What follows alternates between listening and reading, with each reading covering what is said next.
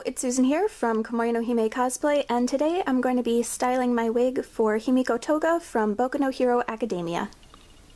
The base wig that I'm using for Himiko is a Arda Chibi. I'm not sure the color. I got this ages ago to use for Juliet Starling from Lollipop Chainsaw, and I am hoping to reuse it for Himiko today. Then I removed the large elastic cords that were around the ponytails and replaced it with some rubber bands so that it was more secure and it wasn't as thick.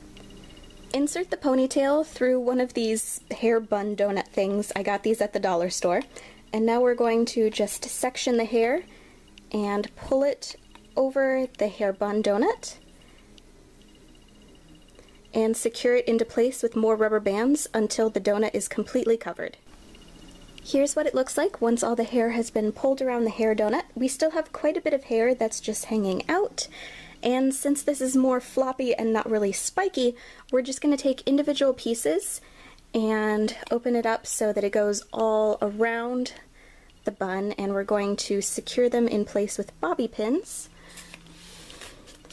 so that it looks something like this.